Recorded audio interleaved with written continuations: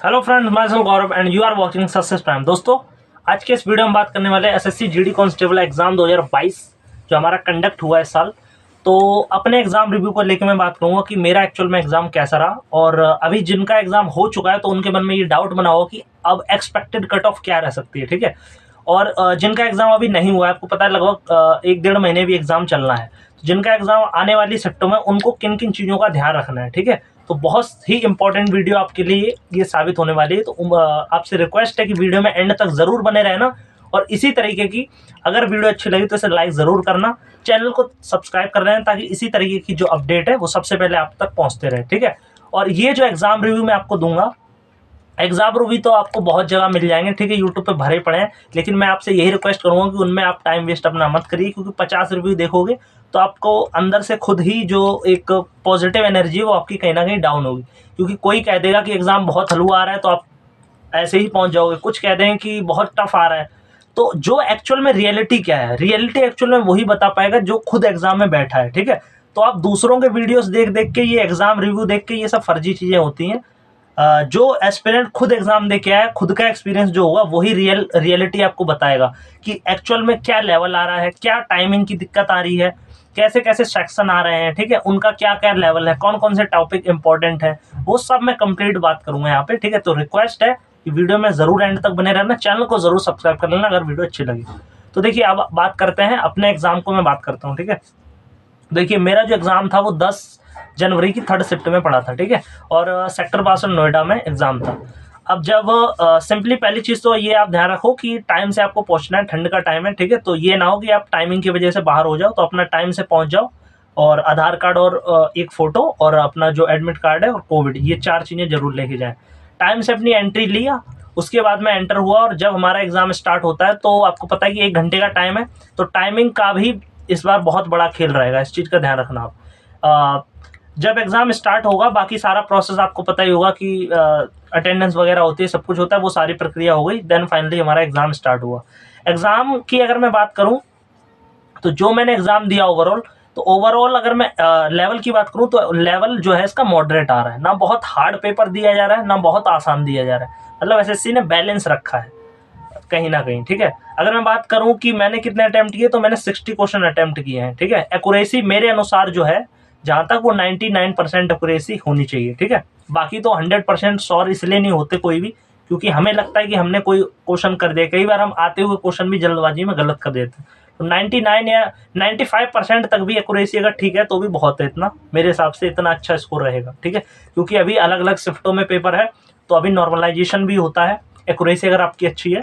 ठीक है, तो अगर मैं बात करूं, एक एक सेक्शन की बात कर लेते हैं। ठीक है, तो हिंदी कैसी आ रही है, सबसे पहले रीजनिंग की बात करते हैं। सबसे पहले एक चीज और ध्यान रखना आप, कि जो आपको पेपर अटेम्प्ट करना है उसमें सेक्शन आपको वही रखना है। सबसे पहले आप रीजनिंग करो, फिर आप दूसरा सेक्शन उठाओ हिंदी, फिर जीके, फिर आप लास्ट में मैथ करो। अगर इसके अलावा कोई भी सेक्शन आप करोगे तो 100% टाइमिंग आपका खराब होगा। ठीक है, इस चीज का ध्यान रखना है आपको कि सेक्शन इसी हिसाब से उठाना है।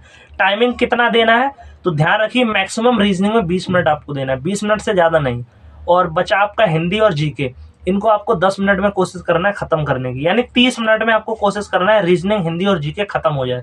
बचे हुए 30 मिनट में 25 मिनट में आप कोशिश करो मैथ हो जाए, और 5 मिनट में रिव्यू। तो ये आप शेड्यूल लेके चल सकते हो। ठीक है, इस हिसाब से अगर आप जाओगे तो आपका डेफिनेटली अच्छा स्कोर भी होगा, टाइमिंग भी मैनेज हो जाएगा, नहीं तो बहुत प्रॉब्लम होगी। बहुत से बच्चों को टाइमिंग को लेके भी दिक्कत आई है, अटेम्प्ट कम हो पा रहे हैं। ठीक है, बाद में फिर वो मजबूरी में आके तुक्के लगा देते हैं, तो इस चीज से बचें।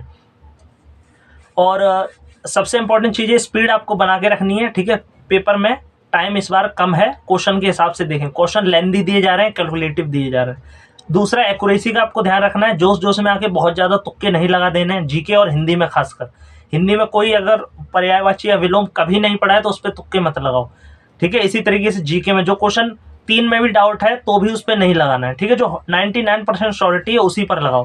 अगर 20 में से आपको 10 जीके के आते हैं तो 10 ही लगाओ। ठीक है, ज्यादा जीके में एक्यूरेसी बहुत खराब होती है, जीके और खासकर हिंदी के कुछ शब्द, 1-2 पर्यायवाची या विलोम, तो इनमें आप ध्यान रखो। ठीक है, और तीसरा आपका अटेम्प्ट की अगर मैं बात करूं, कितने आप सेफ अटेम्प्ट क्या कहा जाए, तो सेफ अटेम्प्ट मुझे ये लगता है कि बाकी तो लेवल पे भी डिपेंड कर रहा है। कोई शिफ्ट बहुत आसान आ रही है, जैसे फर्स्ट शिफ्ट जो थी वो काफी आसान पूछी गई थी 10 तारीख की, तो मेरे हिसाब से मेरी शिफ्ट मॉडरेट थी थोड़ी। तो उस हिसाब से 60 ठीक है।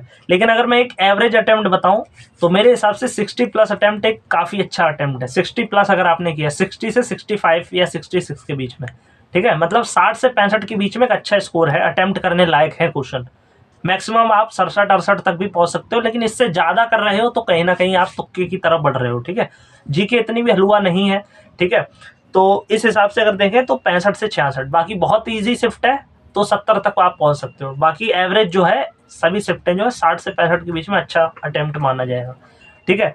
और यहाँ पे अगर मैं सेक्शन की बात करूँ तो जो रीजनिंग है, रीजनिंग में 20 में से अगर मैं देखूँ तो 2-4 क्वेश्चन ऐसे हैं जो थोड़ा टाइम टेकिंग है, बाकी सारे रीजनिंग वन लाइनर है, ठीक है। फिर दूसरा तुम्हारा अगर देखें मैथ की, तो मैथ में कोई कोई शिफ्ट में काफ़ी इजी क्वेश्चन दे रहे हैं, कोई कोई में थोड़े कैलकुलेटिव दे रहे हैं, ठीक है। तो कोई जैसे मैं अपनी शिफ्ट में बात करूं तो 10 क्वेश्चन वन लाइनर थे, 5 क्वेश्चन कैलकुलेटिव थे और 5 क्वेश्चन थोड़े ज़्यादा ही कैलकुलेटिव कह सकते हो, ठीक है। कुल मिला के यह है कि मैथ में 15 क्वेश्चन तक आप बना लोगे अच्छे से, 5 क्वेश्चन में उलझोगे, वहाँ थोड़ा ज़्यादा टाइम टेकिंग है, ठीक है।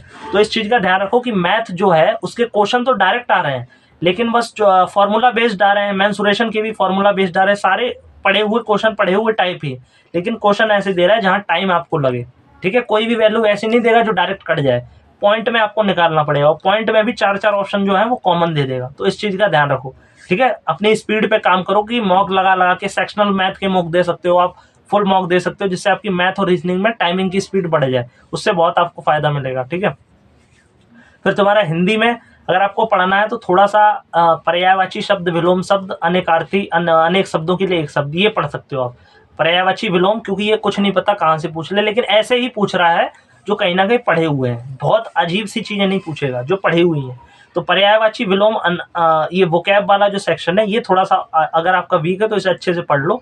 बाकी ग्रामर में थोड़े थोड़े जो संज्ञा से अवयव तक जो चीज़ें होती हैं ये हल्की फुल्की भी आप देख सकते हो, ठीक है। इनमें से भी क्वेश्चन पूछ रहा है, यानी देखें तो इन सभी का सभी जो सेक्शन है वो बैलेंस किया गया। ये रीजनिंग ये नहीं है 2018 की तरह बिल्कुल हलवा, जो हिंदी है ये सब बिल्कुल आसान दे दी, ऐसा नहीं है। हर किसी में एक बैलेंस बना के रखा गया है। रीजनिंग के भी क्वेश्चन 4-5 अच्छे हैं, मैथ के भी 4-5 क्वेश्चन ढंग के डाले गए हैं, हिंदी में भी 5-6 क्वेश्चन ऐसे हैं जो हर कोई नहीं कर पाएगा अगर देखें तो, ठीक है। मतलब जिसने थोड़ा बहुत बेसिक पढ़ा है, बिल्कुल कुछ नहीं पढ़ा है, निल है, तो वो 5-6 नहीं कर पाएगा, हिंदी हो और जीके तो है ही, ठीक है। तो इस हिसाब से सारे ही जो सब्जेक्ट हैं, सारे सेक्शन जो है कहीं ना कहीं उन्हें अच्छे लेवल पे ले जाया गया है, मॉडरेट लेवल पे।